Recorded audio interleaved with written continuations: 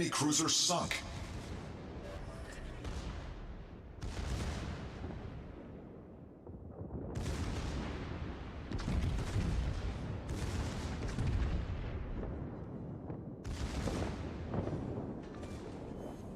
Enemy cruiser foundered. Our team has taken the lead.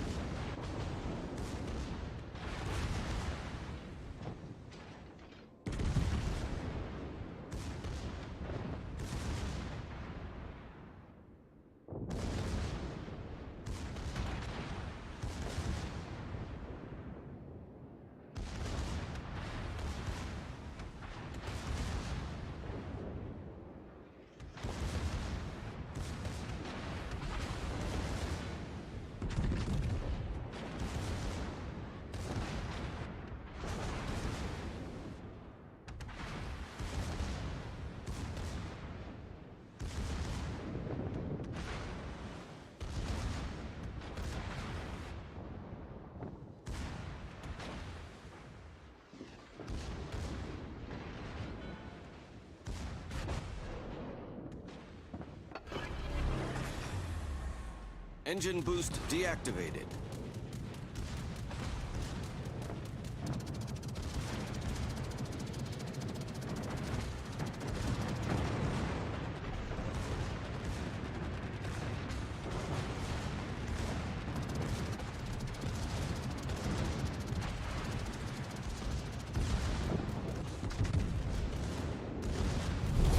Our victory is in sight.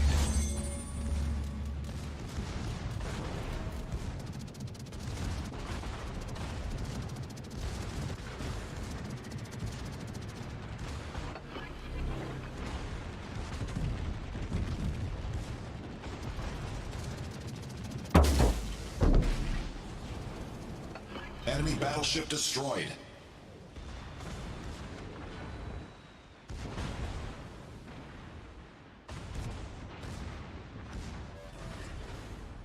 Enemy battleship sunk. Our team has taken the lead. Problem solved, sir.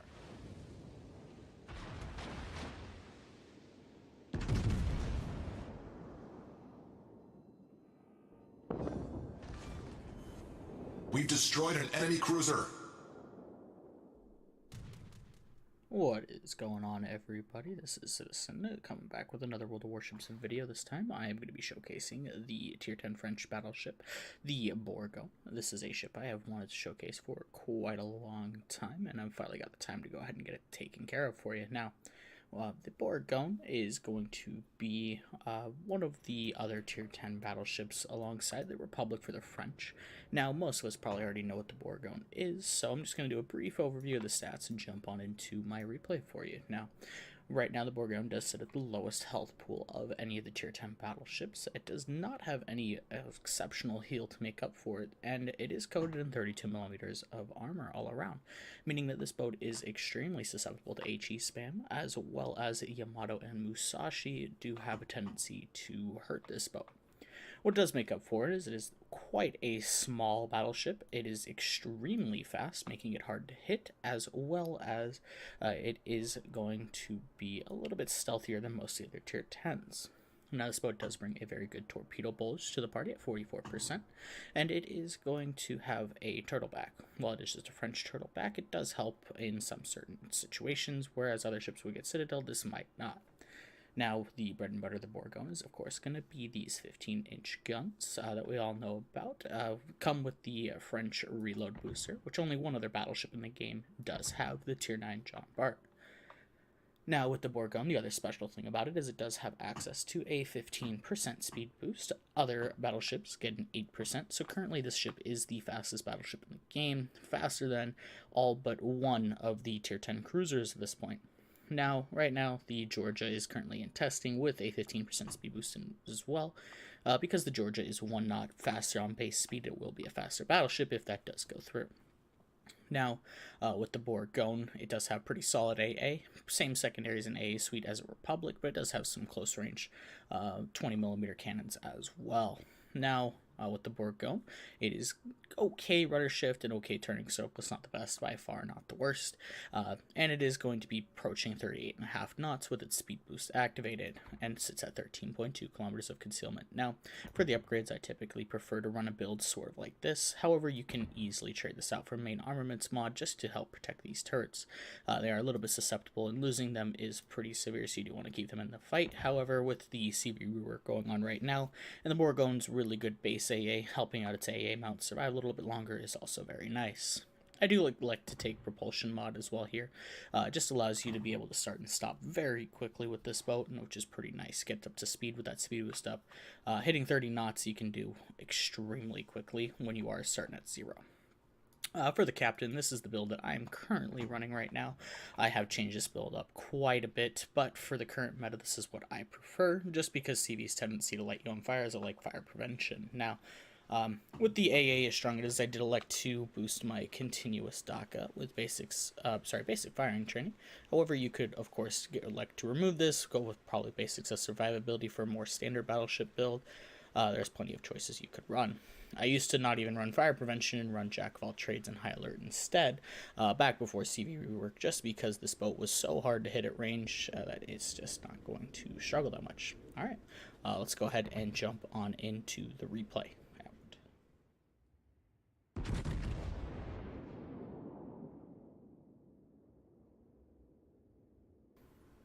And so moving on to the replay right now, IS is going to be on trap. I did spawn in down here on the south side, and I did elect to go over towards A. With the Bourgogne, the playstyle of this boat is going to be a very subdued playstyle in the beginning stages of the game. You really do want to feel out your enemy team, and I'd actually do recommend trying to play up the flanks a little bit, just because that's what the Bourgogne does specialize in. It's super speed plus that reload booster does mean that when you can get on the side of somebody, which the speed allows you to help get there, it is going to be extremely punishing.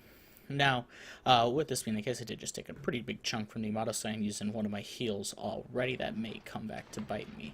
But if you do look at the map right now, I am showing that we do have what appears to be an overwhelming force moving into A right now, and I do see an opportunity for one of those flanks. The enemy team on the other side of the caps, C side, is appearing to go all the way around it, and so no one's really in the middle. So what I'm going to do is I'm going to push straight up the throat of these guys. The Yamato and the Tirpitz won't be able to have shots at me, and the Worcester radar just told us that it's just a Minotaur here. Now, there's actually going to be a Daring as well, but it's actually not the biggest threat, so that's perfectly fine. So right here, I'm just going to go ahead and march on in. Now, this is something that the Bourgogne does excel at. With the Bourgogne, you do want to be able to get up close with your enemy. That's what the speed allows you to do. The guns, while you do get 12 of them, it is a 1.8 Sigma, so in some situations you are going to just experience some horrendous dispersion, and you really can't do much to avoid it. Sometimes you'll see God tier dispersion. I actually do get a shot like that later this game that we will definitely be seeing. But for right now, you just want to make sure you can try to close the distance. What I want to do is get up in between the gap and those islands and probably root that Minotaur out or kill him. And now I know that the DD is here. What I'm hoping right now is he doesn't spot me, but unfortunately he does get me lit up. So they do know that I'm coming, so this is going to change my game plan a little bit. Once I got spotted here, instead of going up and pushing the island corner to surprise the Minotaur, as Chingles would say, a little bit of surprise butt sex, instead what I'm going to do is play it a little bit wider. I'm going to still continue to use the island to block the Tirpitz and the Yamato from being able to shoot at me, and hopefully go ahead and outflank the enemy team. Now, the Minotaur is most likely going to be sitting in smoke, so I won't have any shots at him, so I'm going to try to also need to wait until my Worcester's radar does come back up. I did get a free shot on the Tirpitz there, and so while I'm waiting for the Worcester radar to come up, I'm going to go ahead and, again, keep the islands in between me and the enemy. Right now, I also don't want to push in because I'm spotted the whole time, so the Minotaur should be throwing torps this way. I don't ever see any coming through, but you do need to be wary of that. It does have 16 torpedoes, and you need to watch out for them. So here, I'm just going to continue to push. I think I get the radar soon from my teammates, or he's going to say it's up in 30. I do ask for it. Yeah, he just said it right there, and I don't read chat that well, so I wait for a little bit. So while I'm waiting for the radar, I actually decide to stop right here. Now, here's where I know that the Tirpitz is going to have my broadside, and I'm just going to use the turtleback of the French battleships to protect myself, and then use my speed boost to re-angle. If you can tell, I'm going in full reverse right now, or I have the engine set to full reverse. Tirpitz gets about 10-15k, but no Citadel, so it's all healable, and I, of course, clap them back. But that's a 2-tier difference. That should happen a lot, so don't, be alarmed by that. Secondaries are just docking away. This isn't a secondary build or anything, but, I mean, they can still light fires. It is still Republic secondary, so when they're all going wild, they will have a pretty good fire chance. And here you can see that the speed boost allows you to turn very quickly. Take 12k, but again, no Citadel, so I can just heal it all, and at this point, I am now perfectly angled. My friendly teammates' radar should be coming up right now, so I am making sure that instead of keeping my front guns on the Tirpitz, I'm ready for the minnow. It does look like I'm not going to be able to get a shot at him, so I go ahead and pull the trigger there. I fully expected him to start going forward. Instead, what he does is he keeps going backwards. So here I pull the reload booster. A little bit of a brown alert right there. I didn't think the Torps could ever hit me because I was out of range, but they got super close. Reload boost the Minotaur. That's basically the freest of free kills you can get. He gets one volley off on me, but then I do get to send him back to port. Now, oddly enough, the enemy Tier 8 CV, the Shokaku, is doing something really dumb. He is going after me with AP dive bombers. This one was a little bit questionable in my eyes, and this is actually a game on stream, so I was kind of making fun of him on chat for this one, because don't try to Citadel French battleships with AP bombs. It is extremely hard to do so. I've done it in training room, and it's really hard to replicate. He comes in with his dive bomber, and yeah, 1200 damage. Not worth it, and loses his whole strike package, so... right now, why I'm continuing back up is I want to keep the Yamato unable to shoot at me, and then I'd also need to figure out where the daring is again. So, luckily for my team, we do get him spotted. So in this case, what I want to do, instead of backing up, I want to go forward and turn hard left to keep this island in between me and the Yamato. You don't typically want to just engage in a 1v1 situation, because if the Yamato bows in, you can only hurt him with HG, whereas it's a Yamato and he can hurt you with everything. So what I like to do in this situation is just go ahead and keep turning, try to use that island. It doesn't quite work out to my advantage because I do see he is turning his ship to get his guns on me. However, he's making rule number one in the Yamato his life choice here. I pull the trigger, and here it is. Boom. Oh, those are the shots that you live for in the Battleship. But, yep, 4 Citadels, 58,000 damage shot on that poor guy. A little 07 in chat because that is the Dev Strike. So, right now, I'm just going to keep going forward. I do notice torpedo bombers on my side, so I do need to try to dodge those. Of course, I do have the really good torpedo bulge, but right now my repair is on, my damage control party is on cooldown, so I really don't want to eat any floods. So, by dodging, I go ahead and eat both of these torpedoes.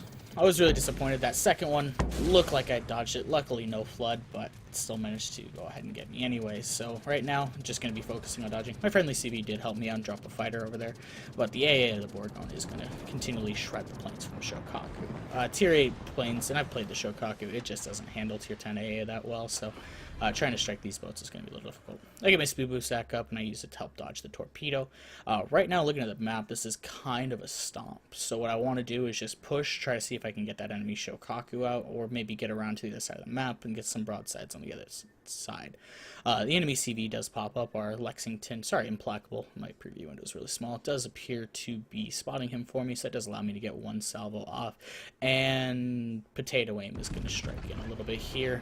For some reason, smokestacks aren't rendering anymore, and that still hasn't been fixed. It's kind of irritating, so I couldn't really tell what this guy was doing, and it was a full turnout, so that was my bad. Terrible aim, but I do have the reload boost, so I do go ahead and pop it off, and I send another volley towards this aircraft carrier. My Implacable is doing the Lord's work right now and just spotting for me, so he actually allows me to get 2 additional salvos off. Because the Shokaku has no armor, I just get the free pen party, and so first volley does 15k, and the second one's going to do about the same.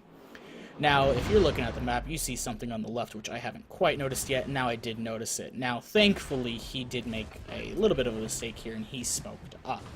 By smoking up, no one else can spot me, so once my bloom goes down, which it just did, I'm going to be able to go dark. What I like to do here is go ahead and push the DD. He did light me on fire, and I did have to rep it. I really don't have health to burn at this point anymore, and so I'm going to go ahead and push him. Now, pushing a smoke screen is one of the most suicidal things you can do in World of Warships if you do not have Hydra or radar up. However, in some circumstances, you don't get much of a choice. I know that the DD has to show up on my right, so I do have all 12 guns pointed that way. So if he does pop up, I am going to be able to smack him pretty hard. Go ahead and take the shot there. Unfortunately, it's only 8 hits, which 8 out of 12 at that range is pretty bad. But a gift from the gods here, the DD actually missed his torps completely. Now, because of the Daring's ridiculous rate of fire and its ability to just pump out shells, he's actually doing quite a bit of damage to me, and he does unfortunately light a permanent fire. However, I do go ahead and finish him off here with my final volley. Our aircraft carrier has spotted that implacable, or sorry, the Shokaku once again, and so I am going to try to get one more volley off. I am burning down. However, this enemy carrier is full broadside. I assume he's moving in full speed. I don't really have any way to gauge it, and it does appear to be correct. Shoot the third turret is completely worthless. Get the reload off just in time before I go down, so I go ahead and send these shells out. And yep, that's going to go ahead and do it for me. So, nice little quick game there, about 10 minutes to get a crack in, 225,000 damage, and that's just the Bourgogne. It's basically a very fast-paced ship. Your games can be extremely exciting, but it is very hard to play. I wouldn't say it's the easiest free ship to get. Of course, you can sit in the back and spam HE with it, but that's just the boring way to play it. So, hope you guys all enjoyed both of those little clips I had for you today, and I will see you guys all again soon. A request down in the comments if you do have any specific ship you want me to try to feature next. Out.